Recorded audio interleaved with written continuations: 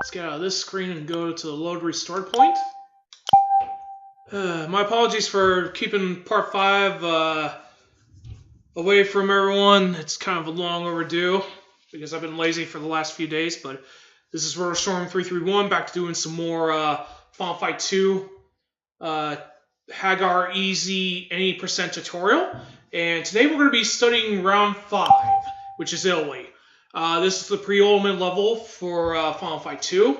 It's not as long or difficult as Holland or England was, but it's just about a tad right. But anyway, we're going to get started right now. So basically you're going to start right here when you start on this level. So there is going to be 2 ways you can start with this part right here. So the first part is dealing with these 2 enemies right here.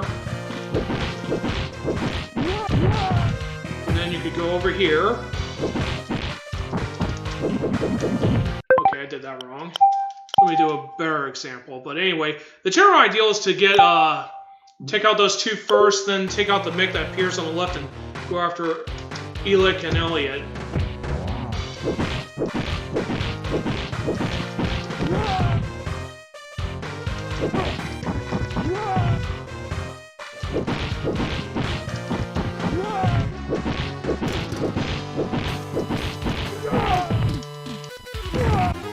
But yeah, that's one way you can defeat these enemies right there. Technically, you want to keep the Elik and the Elliot towards the bottom if you can. So try to keep yourself at the nearing starting plane when you do start off. Here's another option you can use if you don't want to take out the enemies real quickly. So instead of going right after that, we're going to go ahead and do a reverse jumping.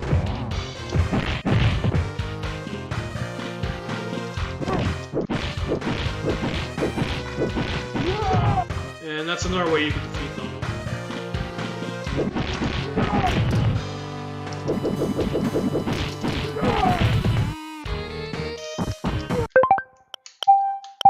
But anyway, that's pretty easy overall on easy mode. Just keep in mind that if you're playing on higher difficulties, you'll actually have to fight the Andoris and some different enemies. But technically, the only thing you do need to watch out, though, for that part is the Elik. He usually loves charging for the most part. So, for the most part, he will do charge attacks, but you just gotta keep that in mind when you're entering this part. So that's pretty much all you have to do for this part. But right here is when you're going to want to set up a despawn attempt. So basically our goal right there is to despawn the Atlas, which we succeeded in doing.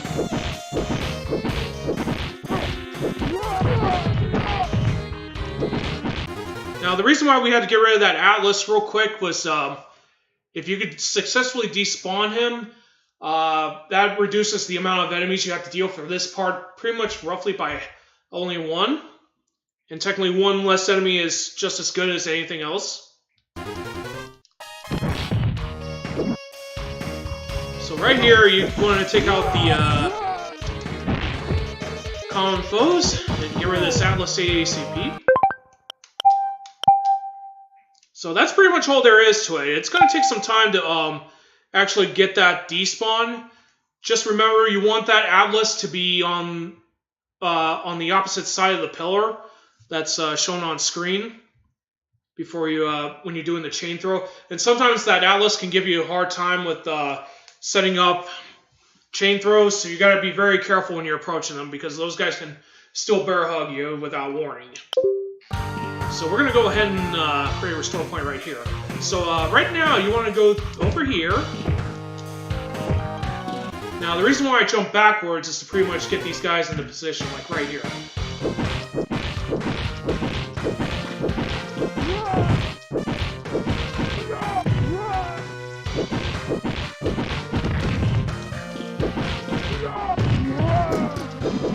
Now this is another trick you could do with the walls right here with Haggar, because he's pretty much the only one that can pretty much do this. I think I'll show it to you again. It's not really the fastest means of dealing with the Andoris or defeat them quickly, but it's a clever trick in case any of the enemies do try to go after you. Now, the Elliot will not try to go behind you because we already got a wall, so it's pretty much confused at this point. So just corral these guys. Just use whatever method you feel to bring them down. And that's pretty much it for this part.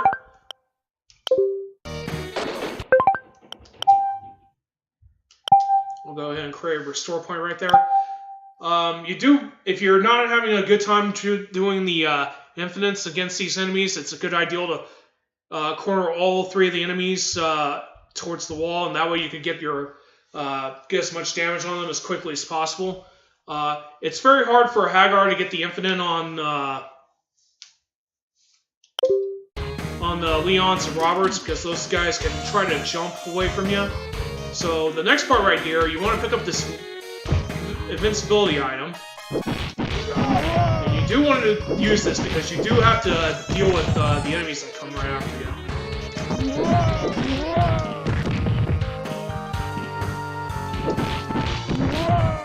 Now if you're low on energy, just do the best you can to avoid them.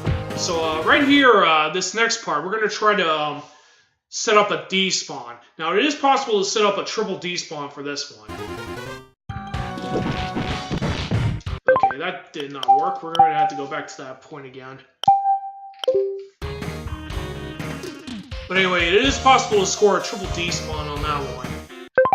We'll go ahead and create a restore point for more better access.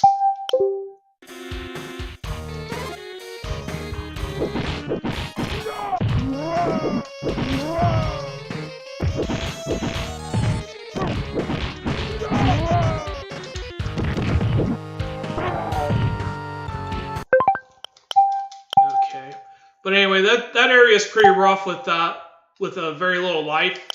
I used to do this without picking up the invincibility item, but you just don't have any idea of what enemies are going to come right at you.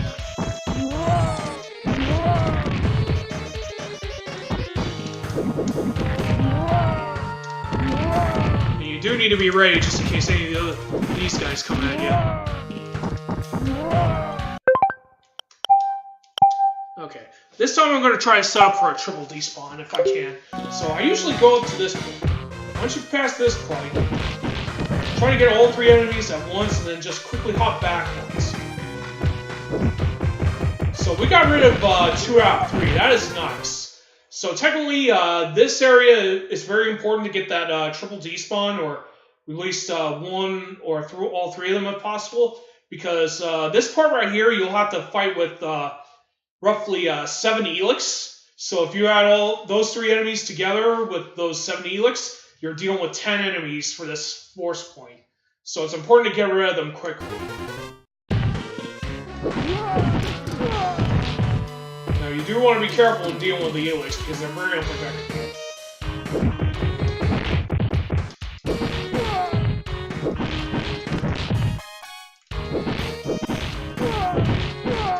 Just try to hurry up and take them down quickly.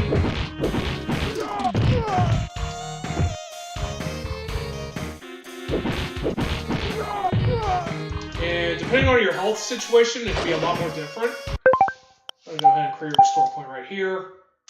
But technically that area could be rough on higher difficulties, especially if you're trying not to die at all. So anyway, we just go through this part. Now, if your health is very low, I recommend getting the barbecue. Not just try to corral the enemies.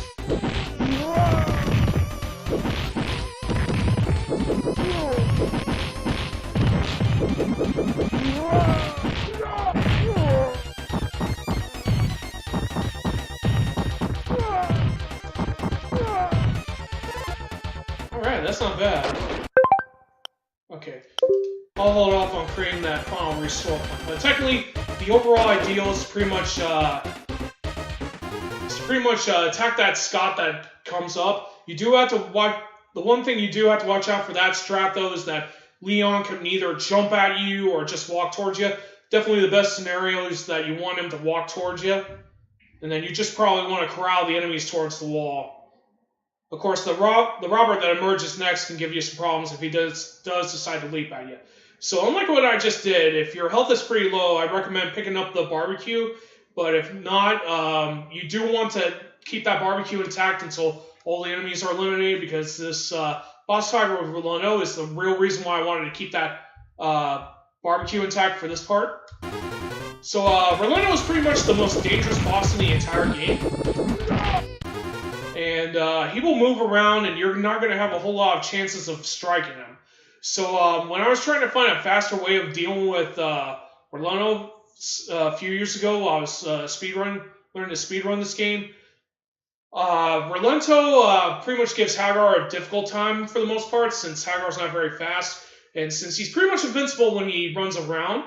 I remember watching a video from Gale Dog showing him doing the infinites on bosses with Carlos, and it gave me an ideal with Haggar, since I cannot do the infinite with him against Rolando. So right here, we're going to try. This is the strat you want to be using against Rolando. Technically, you want to keep him trapped on the wall wherever possible. So when he sticks out the rod, when he attacks you with his rod stick-like object, start mashing your attack button quickly, then quickly grab him and do triple headbutts. Now this could vary depending on the game, and he might go for wall jumps. And there is a good chance you will lose a life, but overall it's actually faster to deal with Rolando with this strat.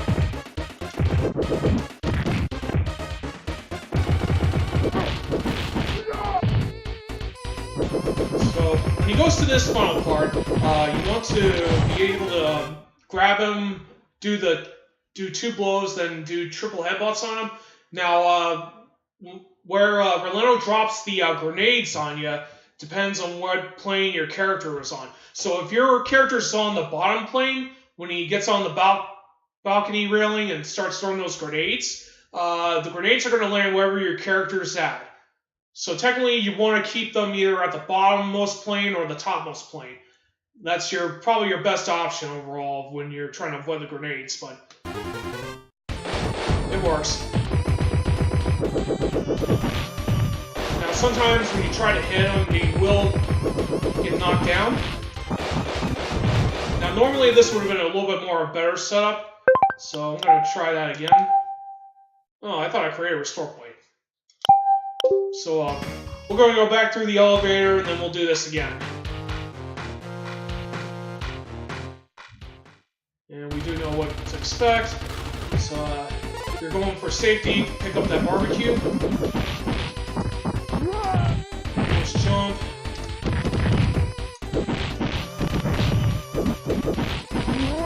You don't want to be burning specials, just do that. Now this guy's giving me some problems.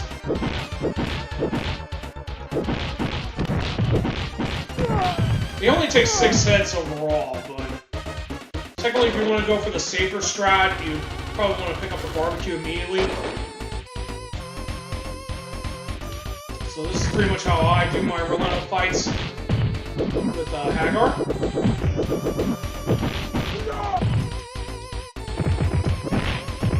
Now if he does break off or go for the wall jumps, just use your special.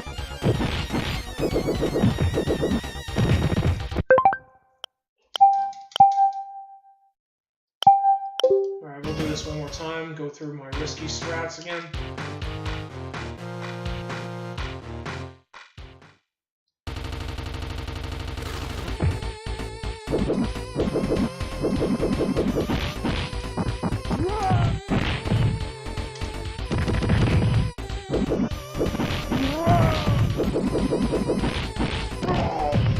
Okay, that didn't go the way I wanted to, but technically it's very hard if your health is pretty low at this point.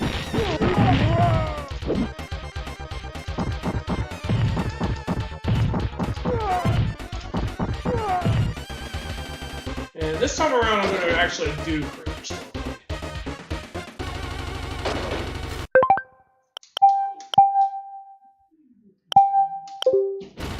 So Rolando's recovery time varies depending on each playthrough. And there is a possibility you will lose a life while doing this strat, but technically it's the best way of dealing with Rolando. and basically removes him, prevents him from getting any more space between you and your character.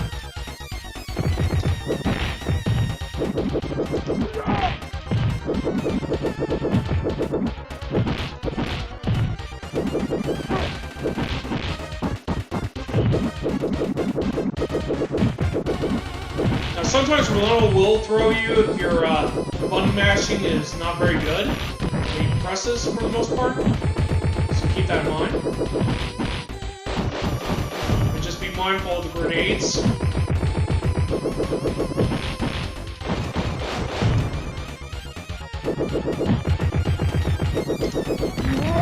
that's pretty much all there is to it for Stage 5. Not much to discuss, but overall, that's pretty much what you would expect for most of the parts. Now, keep in mind that each time you play through Final Fight 2, especially with the rounds, the enemy AI is going to be very different than what it would normally be.